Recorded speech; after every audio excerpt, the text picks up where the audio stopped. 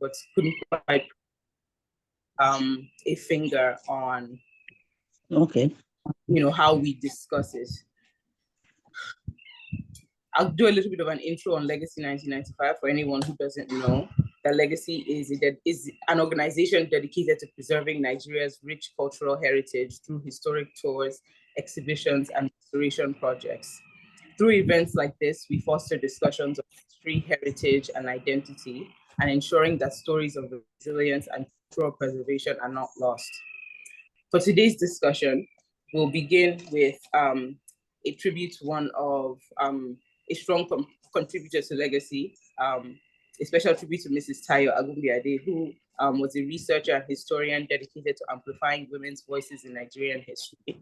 And then we'll dive into our main discussion with our panelists, who have insights from exploring the roles of Aguda and Saro women in society, the impact of education and religion, and how cultural values are passed down through generations.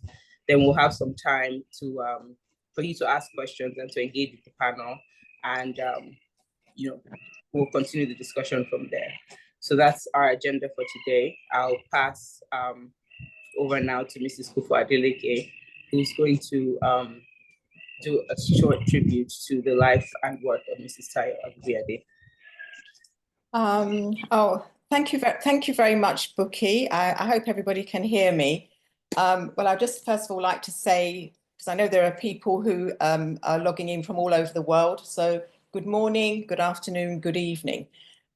Yes, I'd like to use this opportunity to pay a very short tribute to Tayo Agumbiade, as Buki said, a social historian, an author, and a journalist, and also a legacy member. And she sadly passed away late last year. She made valuable contributions to Legacy, and the topic of this webinar would have been very, very, very close to her heart. Her book, which you can see on the screen, Untold Histories of Nigerian Women, is a testimony to her lifelong work in preserving Nigerian history. I hope that in the future, Legacy will be able to highlight her beautiful, brilliant career and work in much more detail. Thank you. Thank you very much for that. We're going to move on now to our first speaker. Okay. 1 second. All right. So our first speaker is Lola Marino Ani Dube, who is a historian specializing in Afro-Brazilian heritage with over 30 years of experience in governance, education, and cultural preservation. She's going to explore the histories of the Aguda and Saro women, examining their roles in trade, governance, and cultural continuity. Through their stories, we'll gain insights into how these women shaped Lagos and beyond, preserving traditions while adapting to changing times. Some of the key questions that she will address include: who were the Aguda and Saro women, and what roles did they play in their communities? How did these women contribute to shaping economic, social, and cultural life in Lagos?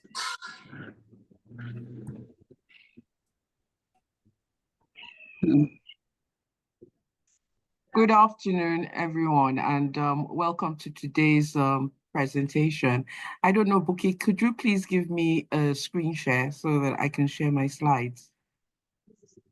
Yes.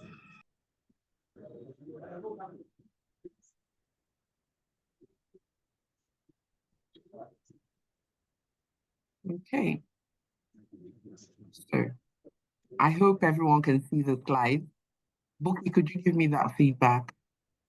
Yes, we can see your slides. Thank you. Okay, so welcome today. And essentially, I'm not a professional historian. I'm actually just a family member who started the project back in the 1990s. And as a result, I have collected a lot of information about my community on Lagos Island.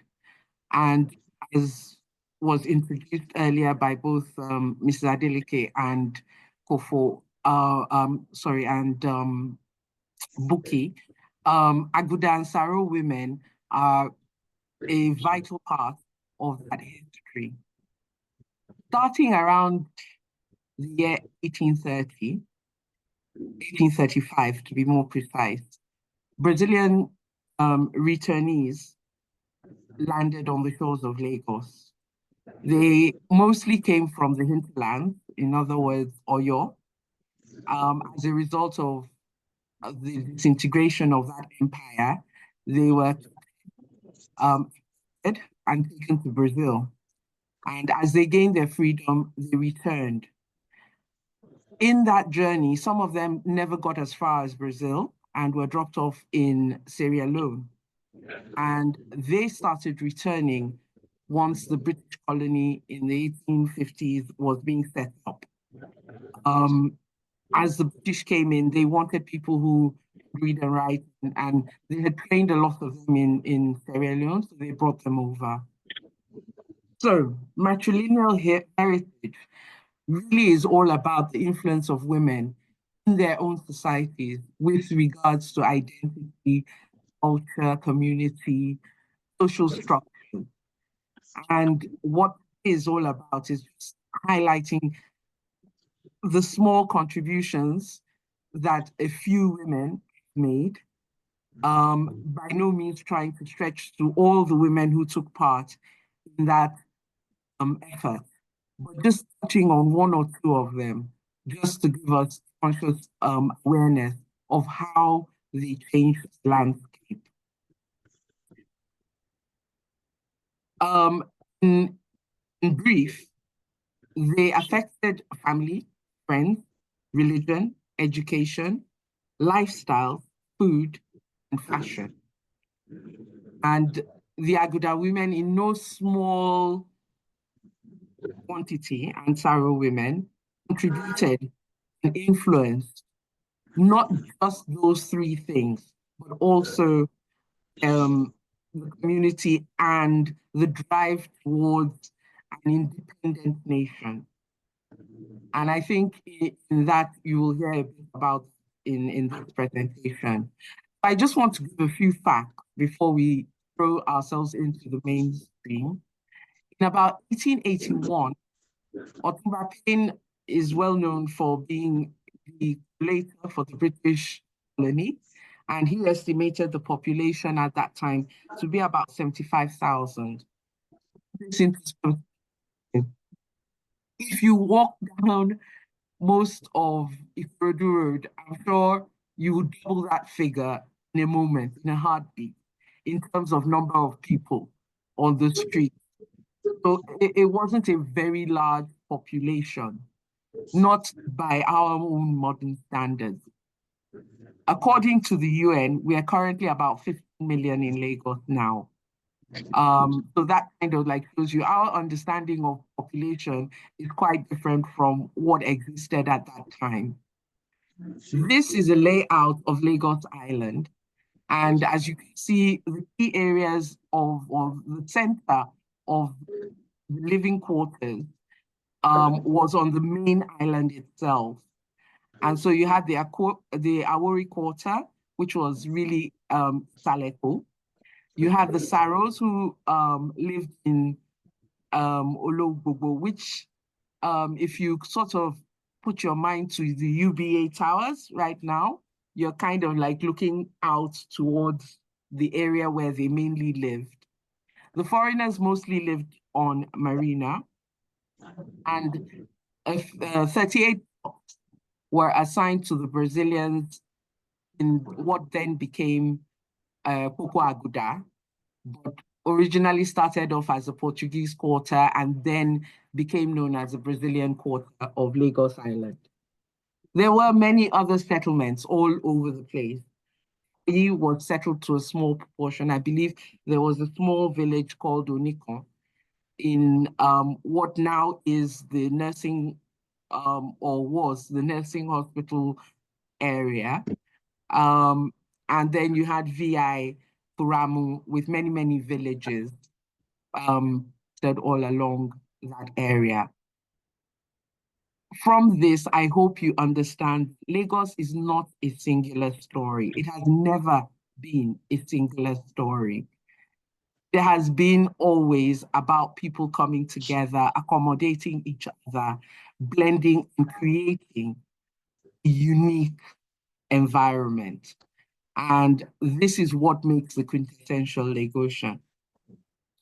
So this absorption of various cultures and various backgrounds has mainly been championed by women, not exclusively, but mainly.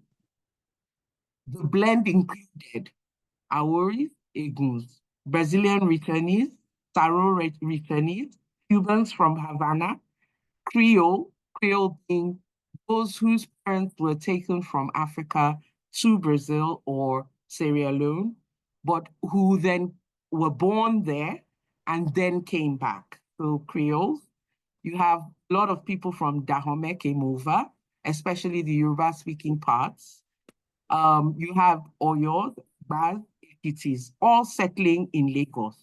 Not to talk of the large number of Nupes and Hausas who, due to the jihad by Usman Dan Fodio, found themselves enslaved and one way or the other ended up in Lagos. Then you have from all over West Africa, from Togo, from Ghana, from Ivory Coast, from Liberia, even men from West Indian Officers Corps ended up in Lagos. And it is their children that form the population that we now turn back and look at as Lagosians. The evidence is very clear in the record. They all mixed and they married, there were intermarriages, and I, for instance, in my family have relations who we still keep in touch with, who live in Cotonou in Benin Republic. And there are lots of Lagosian families who will tell you they have relations as far as Lomé and Ghana. So this mix of people in different religions, you had Catholics, you had Muslims, you had various Protestants within the Lagos Island area in a very short time, less than 20 years, they had all established. It has led, over the years, a phenomenon, which this picture clearly indicates. In 2019, I took a picture of the carnival in Bahia, San Salvador, and I took a picture from Lagos. And as you can see, we do share something in common. And that is very much the case currently. So let's dive into culinary and cultural influences and how these women made sure that over time we did not forget our roots. And it has led to so many different things turning up on your day-to-day journey every day through Lagos, which we do not recognize as such because we don't know how it started or why it's still alive. And in that process, I'll just tell you about one lady called Hayato Kumbo. So let's take a look at that. When they returned with modern approaches to farming. They came back knowing how to do laundry. They knew how to bake, how to trade, how to cook, of course. They had clothing styles that were foreign to the local population. And they brought back things like the carnival and various religious festivities. The items in white are the things that I think perhaps the men were more in charge of, but the items in red reflect what the women would have had a very direct input into. I discovered from the records that based on their dress style in Bahia, because this lady is in Bahia, it's a picture taken in about 1860 of a lady in Bahia. But if you can look carefully at the image, you will see Ashoke draped around her shoulder. Only to my shock, really, that to find out that from Lagos, these things were being shipped to Brazil. In fact, I found that at the beginning, the very beginning of the colony, it was the activities between Rio and Bahia in Brazil that actually filled the exchequer with revenue, because taxes were charged on all items being shipped out. I investigated further, looking at cargo ships and documentations, and what I found were the manifests of women traveling back and forth. And through, more probing, you can see what it is exactly that was going on. Whilst the men were bringing from Bahia steel frames so that they could construct concrete structures, the women were taking things like shoki and items related to ancestral worship to Brazil. All the calabashes and all the various things that they used were being taken. And so there was this exchange was going on, and that obviously led to us also having not just the culture, but the food and various other fashions that now landed in Lagos as a result of this exchange, this constant exchange from about the 1860s right through to about 1910, I think is where I stopped. So there was this constant going back and forth between Lagos and Brazil. In that, our food also traveled, because as they were going, they took things like amala, which is still called amala in Bahia, and they took smoked fish and okra and efo and gari. Everything was there, and everything is also here. And they brought back with them their own food. Now, how that food came about really was, as I explained, the other day to someone, the expatriates in Brazil did not take to beans very well, but beans grew, and it grew well and fast and with little effort. So it became known as the historians themselves put it, as slave food. But what it was they found many ways of making this into something they could enjoy. One of the things that they came out with was akara. And subsequent to that, akara then became a staple here and all over the Western region, in that everybody now cooks akara thinking, oh, well, akara is beans. But it actually started, according to the historians, in Brazil. And so you can see here a picture of 3 women. One is in Nigeria and 2 are in Bahia, and they cook it the same way. On the streets, in an outside coal pot, and with all the flavor, some in palm oil, some in vegetable oil, but it is akara. In Brazil, it's called acarajé, and you can still find it available on the streets of Bahia, or sorry, on the streets of San Salvador. So not only did they take and bring food, they also took and brought religion. They learned to be Catholics over there, and they came back and they were Catholics here. But they never really let go of their Yoruba Orishas.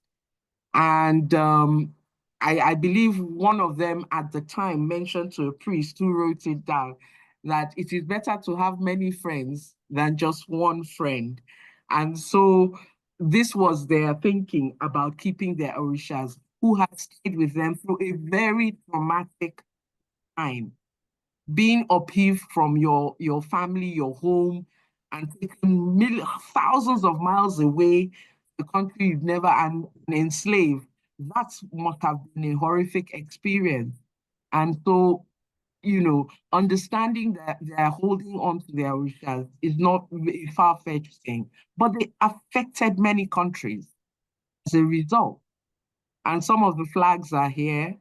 And, I don't know how many people have heard of the cordon bleu in Brazil, or the orishas of Trinidad, or Haitian or Louisiana voodoo, or Cuban centenarian. But these are the things that indicate to us clearly that those orishas followed them, because they all have common themes with the orishas.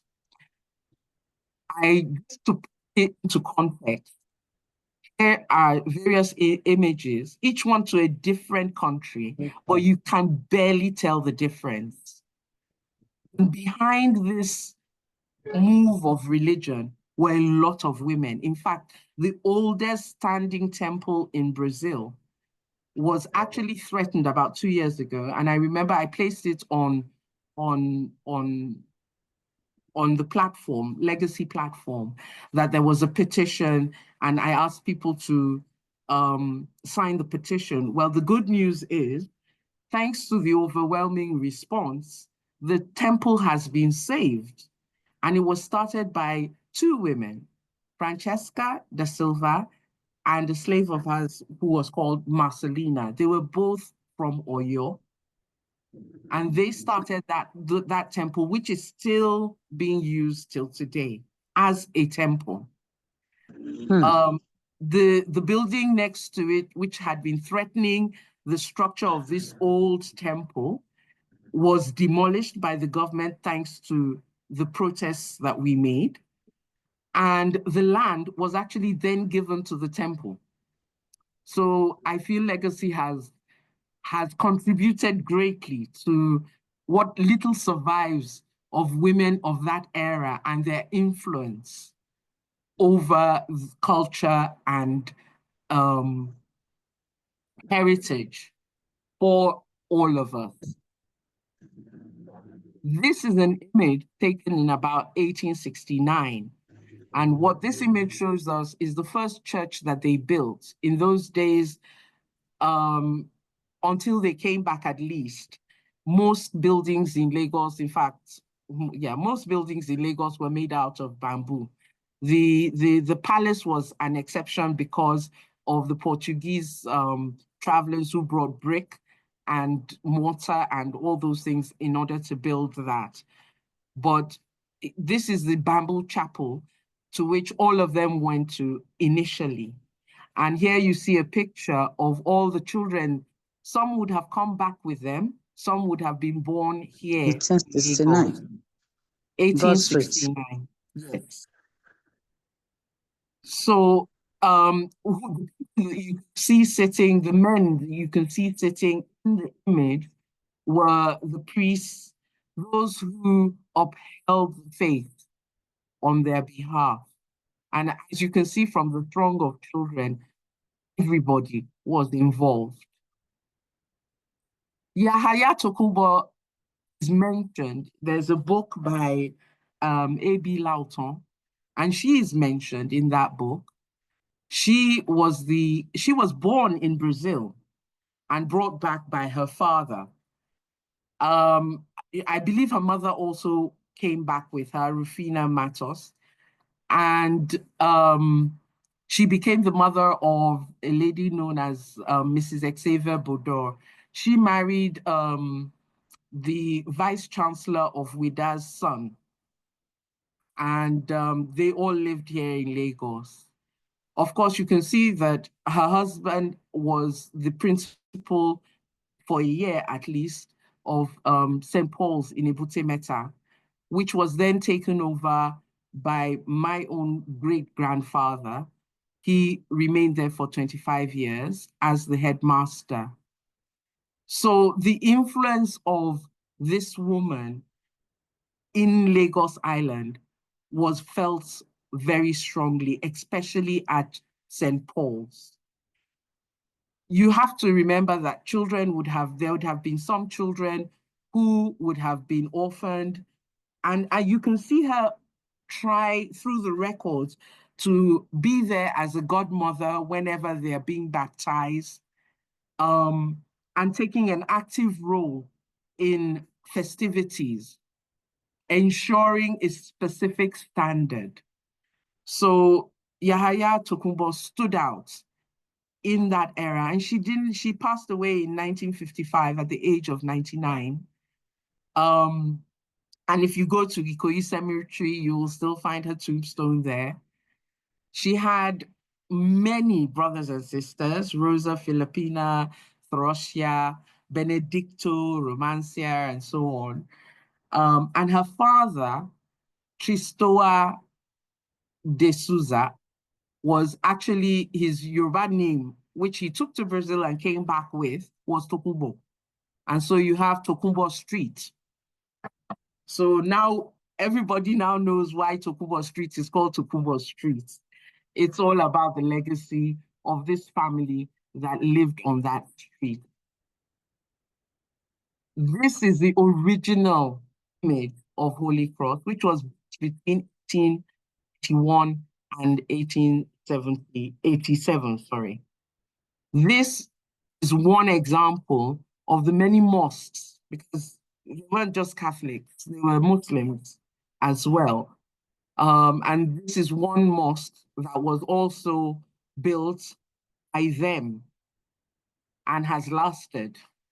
So it's not in the best of shape, but at least we get a glimpse of their innovation and their ability to build and construct and develop.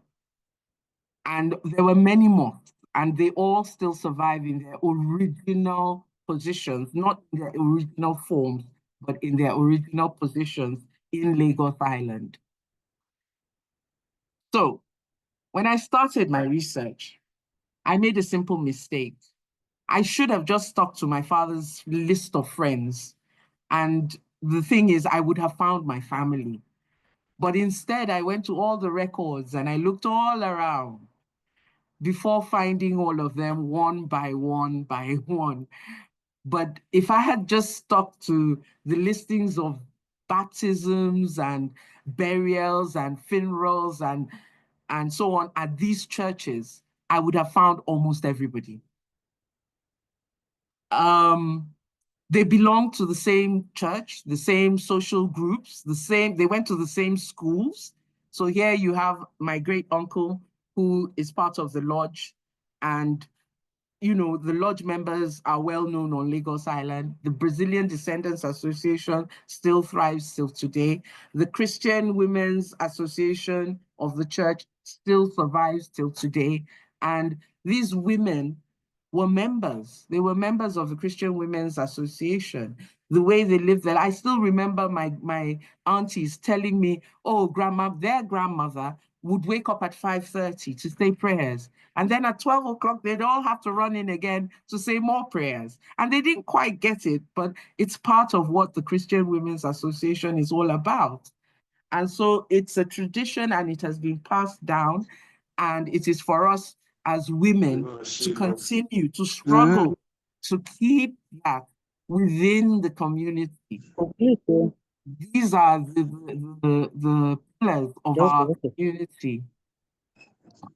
And so there were social places, and a lot of the social places seem to have been developed by the men, but the women must have support. And so you have, schools and social clubs that developed, all of them belonged to one or many of these groups, or went to one or many of these schools. Now, brings us nicely into education and faith. And both on the Saro and the Aguda side, education was pivotal.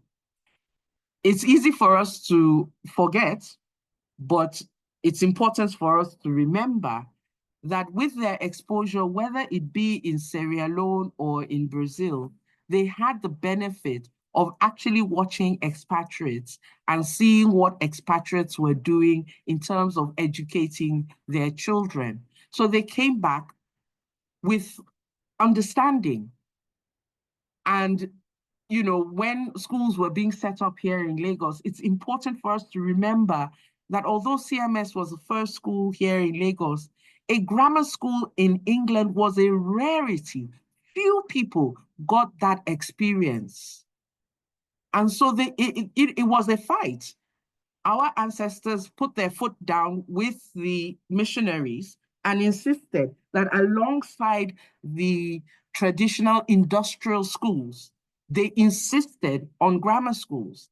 And I believe one or two of them said, well, we ourselves, we're already carpenters and we're already, you know, traders, and we're already, you know, artisans of various types. What we want for our children is for them to be architects, doctors, lawyers, and that would only have been possible through education, and a good quality education, which grammar schools offered.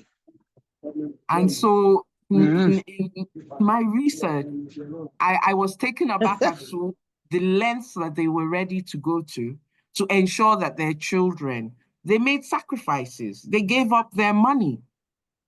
They didn't just talk. They positively contributed towards the development of those schools. Teachers had to be brought in from abroad. Had to be paid for. And also books had to be purchased. So the contribution was not a small matter.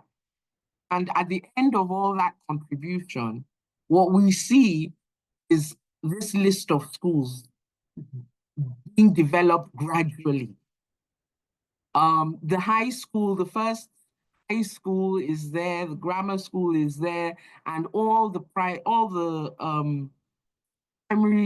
level educational schools are also listed.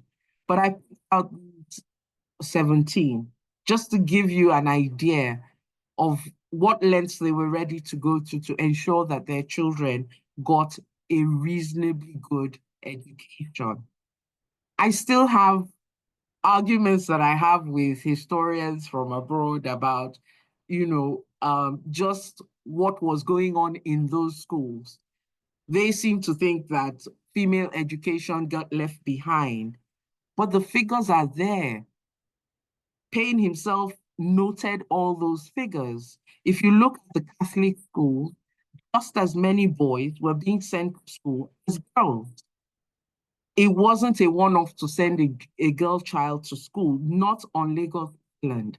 And that is what enabled our heritage to come down to us all this while. It also led to another generation of highly educated individuals. Because once you educate a girl child, you ensure that all children in that home or her home are going to be educated. So, the first stark example of a highly educated young lady coming from that environment is this lady who is very rarely ever spoken about. Her name is Ore Green. She was born in Lagos in 1885. She was the daughter of Francis Collier Green, a superintendent detective of the detective force. They came in from Sierra Leone, or her father did at any rate. And she went to St. Peter's, she went to CMS Girls, she went to St. Mary's Convent. But because there was a gap in secondary education for girls, she had to rely on the late Reverend Eba to teach her after school. And it's interesting, the subjects that were available to them in those days. I have a list of about 31 subjects, you know, with strange topics like rhetoric coming out of that, and ancient Greek and all of that. But these are the subjects that they learned. And after that education, she actually had her own private school where young ladies, just like herself, were taught to her own level of understanding and exposure. And of course, this opened up more opportunities for young women. She then went off to England in 1912. I cannot imagine how she would have coped. I don't imagine England was particularly an easy place to survive in as a young Black woman. But she put through with it. And not only did she put through with it, she actually excelled. These are some of the, in fact, these are all her attainments during that period. She got a first-class certificate in the theory of music from the London College of Music. She got a certificate of Central Midwifery Board, honors certificate from Clapham School of Midwifery and Clapham Maternity Hospital. She got another certificate which was given to druggists. Druggists in those days are now called pharmacists. And she was the first West African girl to get a certificate of cookery. That's convalescing for invalids. A lot of invalids had come out of the First World War. So they had a special diet that was required. And she went to Buckingham Palace Road School of Cookery and attained a cookery certificate for that. With all of this, she then came back in 1912 to Lagos. And she served in Dr. Savage's dispensary as a midwife for about 18 months before she set her own business. I just wish this story could be shared with young girls now in school in Lagos, because I feel she demonstrates one of the key aspects of how women impact society and how achievement is critical to propagating our own history, our own identity. So Miss Ora Green stands out to me as one of the most the shining star in our historical record. They built communities, the women of the Popo Aguda and Saro community. And till today, we still benefit from what they built. When they started back then, I believe the Brazilians had this Brazilian Emigre Association, which they used to communicate regularly with the colonial administration. It has now morphed over the years into the Brazilian Descendants Association and carries on the same sort of work, trying to ensure that the community does not lose sight of its traditions and its culture. Yahya Clemencia stands out as a woman within that community. She straddled both the Saro and the Brazilian community in that she learned dressmaking in Brazil, came back, and was heralded as one of the best dressmakers in Lagos, at least of Victorian style dresses.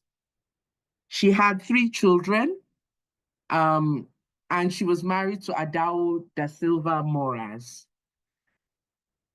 So I put up this picture because this is a picture of 2 people that belong to my family. Benvida, on the right side, is a mother of a cousin. And you can see from her dress style that the Victorian outfits were very, very much sought after and very popular. So this is the tradition that has been handed down to generations. These are more famous, but still relations within my family tree. And again, you can see how they're dressed smartly, and very much in tune with that day's fashion. Now, in conclusion, you can see basically from the few slides that I've shown how women within both communities culturally impacted Lagos. Religion has remained very important. And their contribution was, I mean, they woke up every Sunday morning and dragged all the children off to church. So there's no denying that they impacted that aspect of life. I recall my mother saying, oh, you know, my grandmother was like, she knew my mother was Methodist, but she insisted that she had to become Catholic because her children must be Catholic. And these are some of the small things they did to ensure that their heritage was perpetuated into the next generation. So with that, I think I can hand over back to Buki. Buki? Thank you so much. Yes, I'm here. Yeah. Okay. Thank you so much for sharing. You've given us a fascinating look at how Aguda and Saro women shaped history. And now we're going to do a little bit of a dive into how education and religion influence opportunities available to these women and the generations that followed. I know that it's already 5 o'clock, but we will please just ask for your indulgence. We want everyone to be able to get through their presentations because the information is really engaging. So, you know, please stay engaged. So we're going to hand over now to Dr. Ekwa Aga, who is a researcher. Oh, sorry, my slides did not move. There we go. Okay.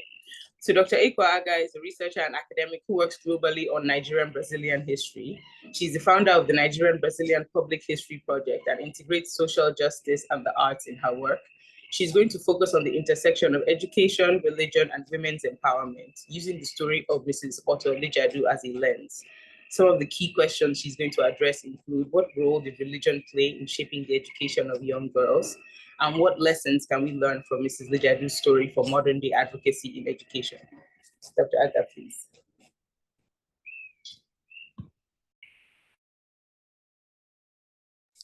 You're still muted. I think you just need to unmute.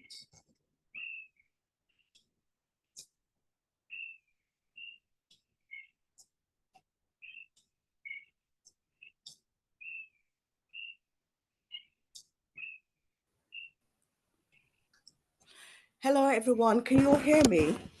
Yes, yes, we can. Yes, you can. So I had Titi Lola. Could you share Mrs. Lijadu's photo? Is that possible?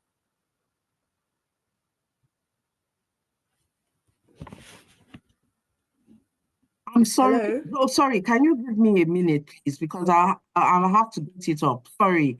I exited. I'll get it up. Yeah, okay. So when I started the Nigerian Brazilian Public History Project, one of the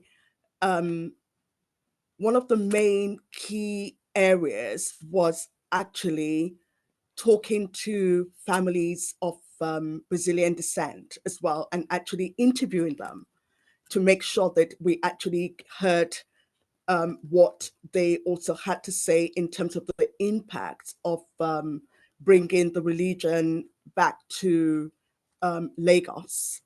And I was fortunate enough to interview Mrs. Otto Lijadu. Mrs. Lijadu was born on the 30th of September 1931 in Kano, in the Sabongari area of Kano, which is the new town.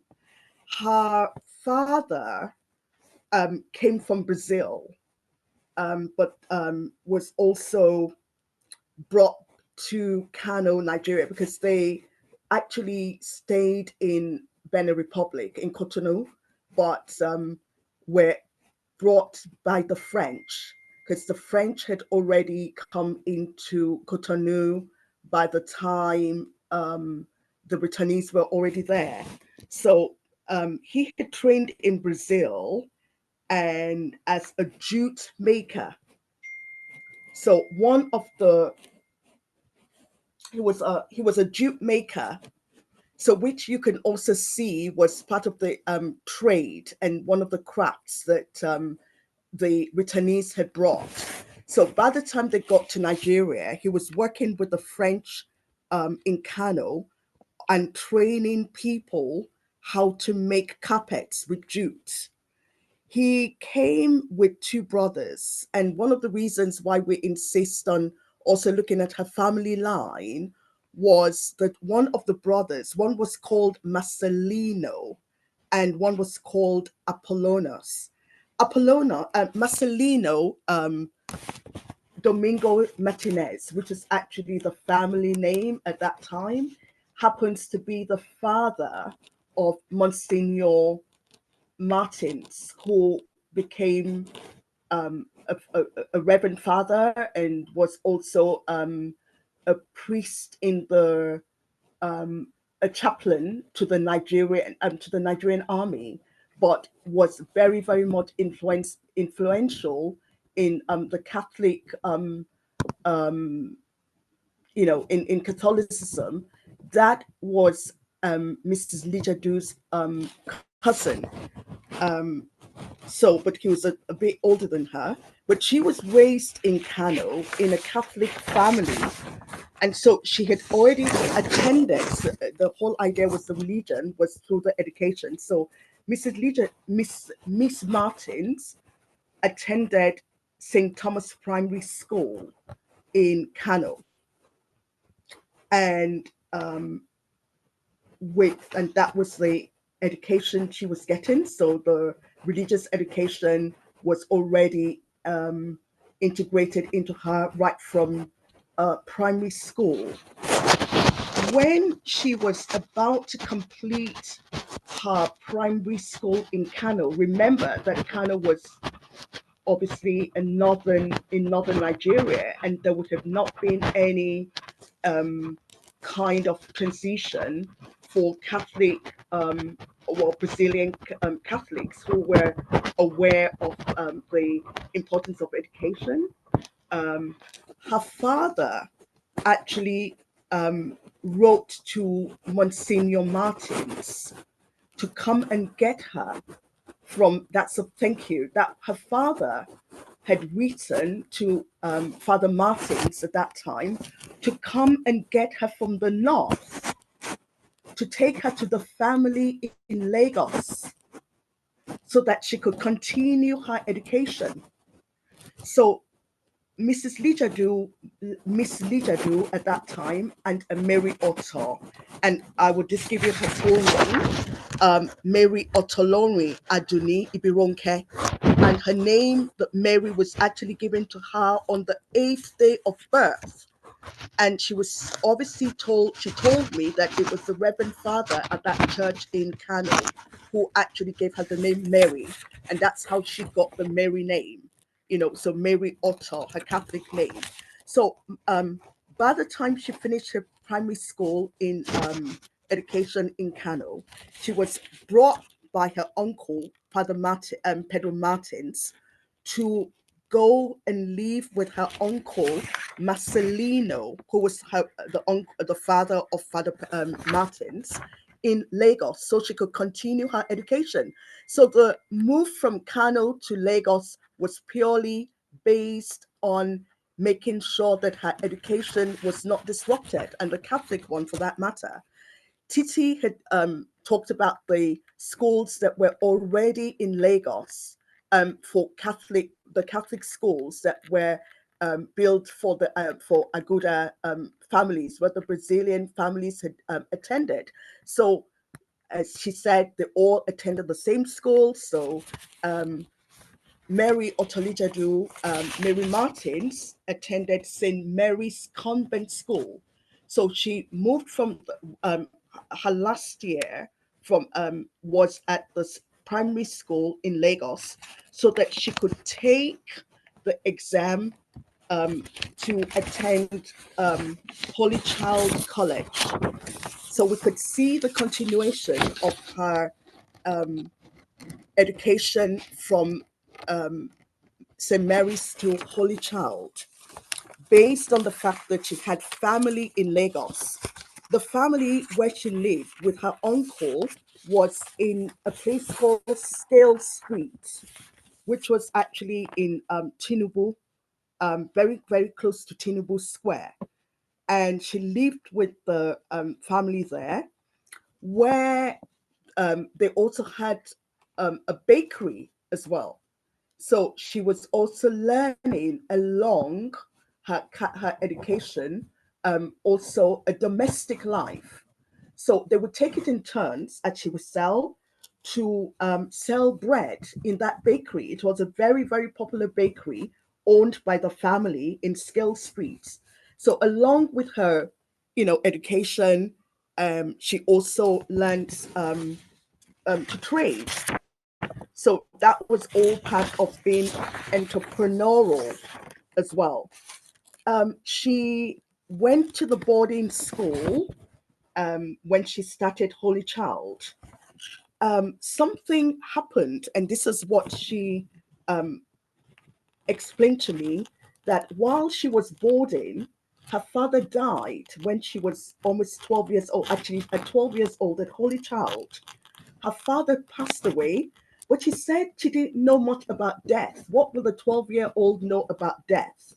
But what she knew, that her father's death might disrupt her education. As Titi said, who was going to pay for her education? So imagine a 12-year-old girl at that time already worried because of the fact that education was already inculcated into young boys and girls of Aguda descent. They all knew that they had to get their education. So the death of her father was she was extremely worried. I'm just going to use her words from the interview, that she was extremely worried. So what she did, she said she woke up at night and prayed, brought out a dictionary, and started writing to the Mother Superior, Mother Fidelis, who was not the principal, but Mother Magdalene was the principal at that time, but the overall superior of Holy Child was Mother Fidelis. So she got out a dictionary, and she said she started writing a letter and gave it to Mother Fidelis, and explaining about how worried she was about the disruption of her education. And she said to her utmost delight, and I think she's also said that that was what really put her faith in the fact that Mother Fidelis actually looked at her and said, "No, Mary, don't worry. We will keep you no matter what." So it wasn't that the family was not could not afford the education. I mean, of course, with the Martins family, there was they had set aside a fund for her, but she wouldn't have known that. So on her own, she had actually approached Holy Child convents to ask to plead with them. But anyway, either way, that was the beginning of what she said. Once she heard that she was actually going to stay, everything just fell into place for her, and she was so determined to continue her education. So I'm not going to go into all the sort of the transition, but we understand that that was the beginning of how Mary Lijadu, Mrs. who later married Mr. Yemi Lijadu. But in terms of what she had achieved after that, because after Holy Child, I know that Miss Martins at that time had come back to Holy Child to teach my mother. That's how I also, my mother is also a daughter, a granddaughter of a returnee as well, and they all went to the same schools and that. And I know that my mother would refer to Auntie Otto as Miss Mary. All throughout the time, I would say Auntie Otto, Mommy would say but we would call her Miss Mary because she had come back to start her teacher training at Holy Child. When she had finished, she went on to Portsmouth teacher training to get a diploma in education, and then later on at the University of London postgraduate development, postgraduate training, and then went on to get another diploma in education at the University of Reading. So you could see how education and her religious background, being the cousin to Pedro Martins, who was influential in actually making sure that she had gotten into Holy Child in terms of that early removal from Kano to Lagos. So there was also that, family connection as well. And the education as well, because we know that Father Pedro Martins also taught science at St. Gregory's College. So they were all very much instilled in the interrelation between the education and religious obligations as well, while you're also teaching. So it was within this qualifications and determination and knowledge that Mrs. Lichadu actually went to work for the Federal Ministry of Education, where her duties were actually to inspect schools. So you can imagine the kind of standards that and she told me that she was very, very strict, in terms of like making sure that the quality of education of teachers were very important. So she would go into schools to actually check that standards were maintained. She had a reputation for being very thorough. And you can imagine how the schools at that time would be in terms of the way she guided them on how to set standards. So we could see how the journey of education and also her religious background followed her. Later on in life, she also was very much interested in taking up a lot of what I call charity work. So she told me about the Fisherwomen's Projects, which is now on what will be foreshore, Ilubiri. At that time, it was all the fisherwomen who were there. And they were selling smoked fish, which, as we know, is also part of the Brazilian, what a lot of the women were selling and trading from Lagos. So she was also aware and also remembered that she had worked and served in her own family's bakery in Lagos. So she knew about trade and the importance of how women needed to also learn a skill. So in terms of that, she would still support the women who were selling smoked fish. And they also had, so she also got, but that was a charity that she had, where she was helping this particular community. And she would get her own Holy Child College Association women to support her on educating these fisherwomen, the Fisherwomen's Project. And she will also get doctors, very influential, and she would make sure that they would go to this fisherwomen's, to this community on the foreshore in Lagos to educate them, to make sure that they were also immunized, they were also baptized. And ironically, they also had a church called the Bamboo Church, which she also built, which she helped fund. This church was funded and was built by obviously support from the Holy Child Association, the Brazilian Descendant Associations, and family members. The church was built by the fisherwomen and men unfortunately, this project was stopped by Lagos State because they said that they thought that these fisherwomen and men were the ones who were helping the armed robbers, or to actually, or and drug smuggling. So she was very upset about the fact that they had to stop this particular projects in Lagos.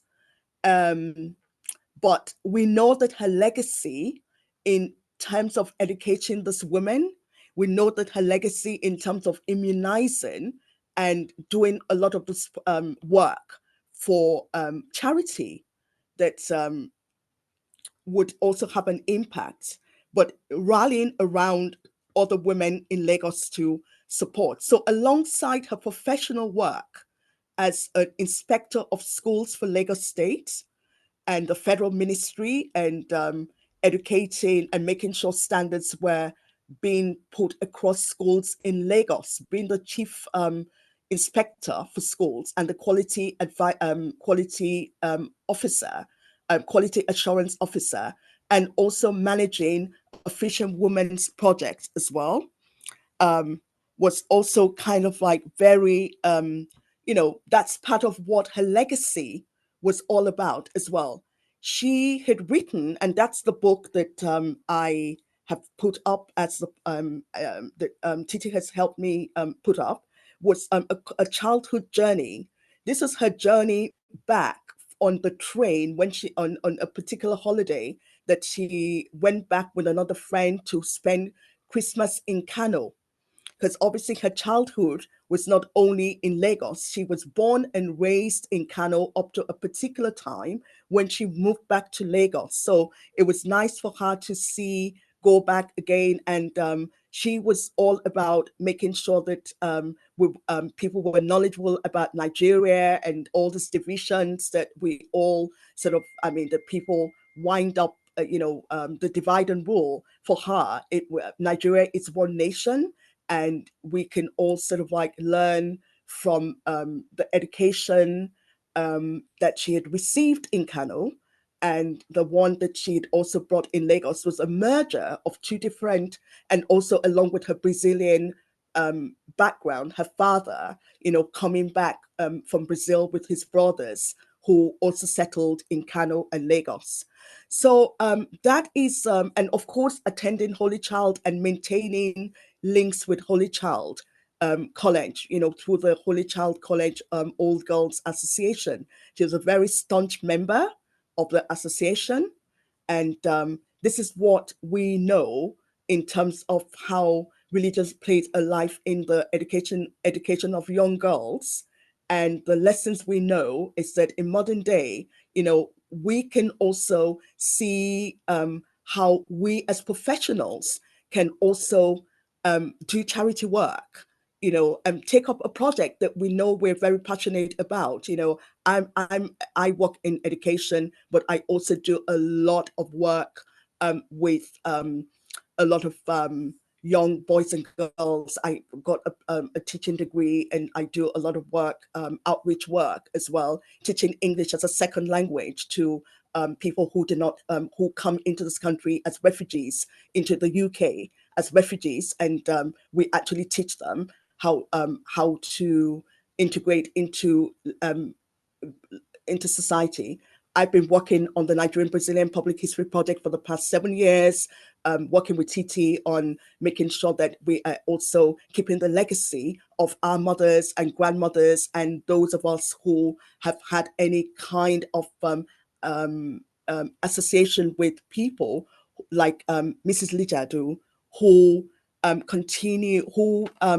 led a religious life, based on her own family background, but also made sure that she was also a professional in the sense that could reach out to communities, irrespective of their faith and whatever, to educate, vaccinate, and make sure that she supported the trade so that at least they could also, lead their lives in a way they can to educate their own children as well. Thank you very much.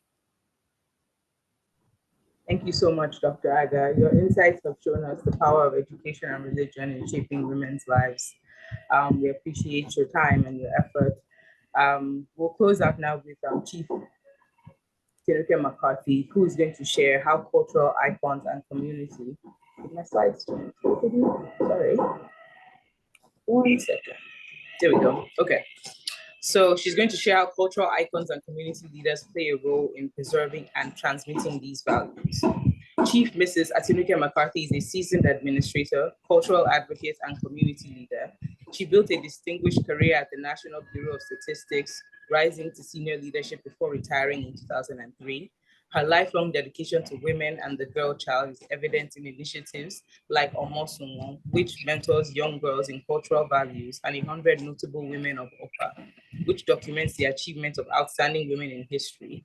She was also the first female Secretary General of the Opa Descendants Union and has served on state education boards. Honored with multiple chieftaincy titles, including the Boba Selu of Ofa, she remains a key figure in cultural preservation. Today, she's going to be sharing insights on the role of women in passing down traditions and shaping future generations. Some of the key questions she's going to explore include: how can we ensure traditional values remain relevant in the digital age? What role do cultural icons and community leaders play in shaping the next generation? And how do women-led mentorship programs contribute to cultural preservation? Please, let's have Chief McCarthy on the call.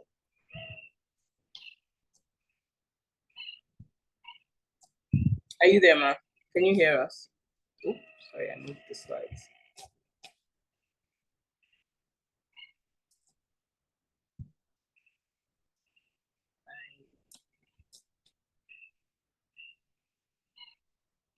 I don't know if she's having challenges. Give me 1 second, please.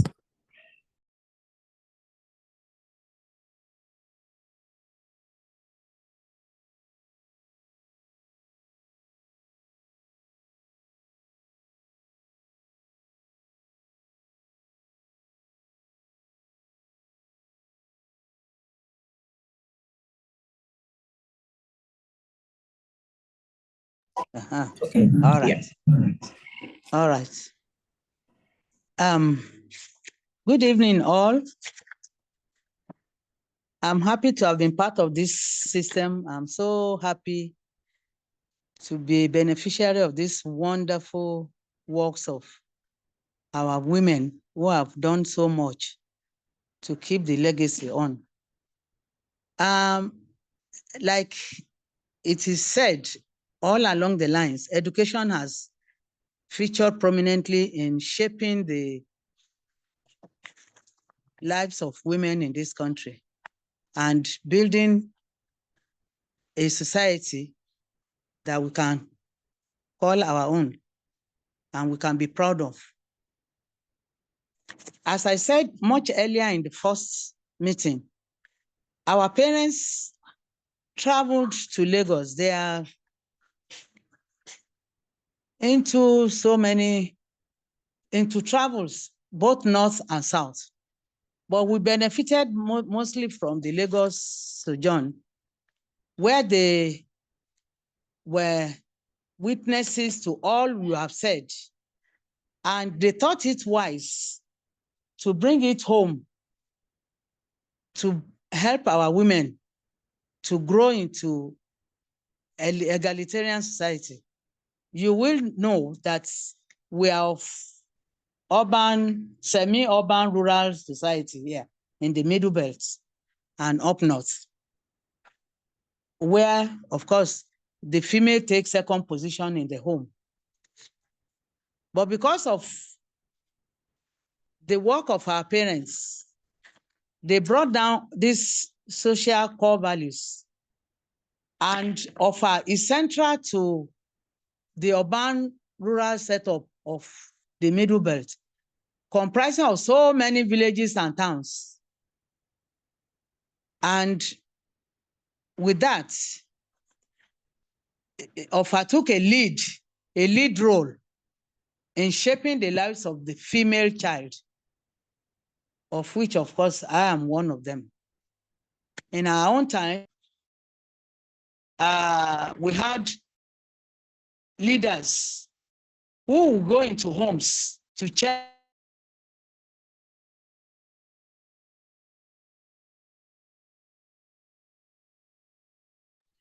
We seem to have lost the connection. We can't hear you, ma.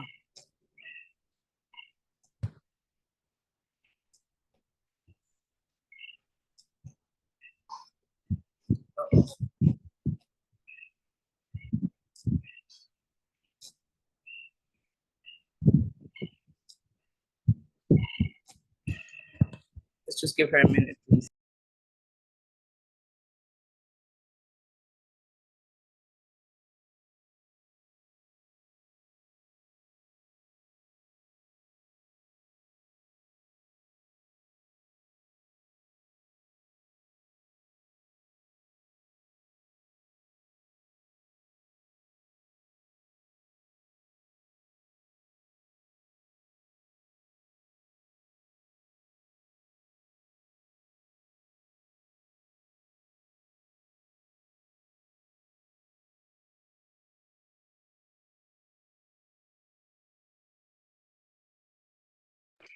Thank you, Mr. Adeleke. That's a great idea. Whilst we wait for Chief McCarthy to rejoin, we can also start sending questions into the chat, or if anyone has any questions, they can raise their hand for our other two speakers, or even Chief McCarthy herself. Does anyone have any questions or comments? Please share.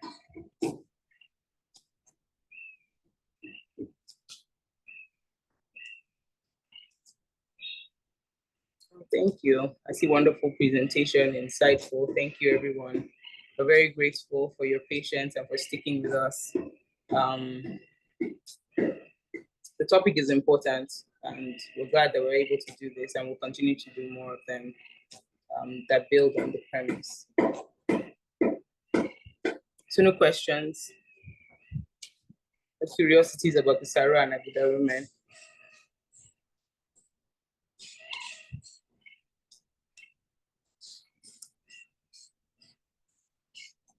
Okay, Mr. Adeleke has a question. Please go ahead. Your hand is raised. I hope you can hear me. I just want to say that all of the presentations so far have been really, really wonderful. And with the first presentation, which really focused on the movement between Brazil and Lagos, was very, very interesting, and especially the fact that there was palm oil, ashoke, and things going backwards and forwards. I mean, it would be interesting to know whether that is still happening and still continuing today. I mean, those kind of links.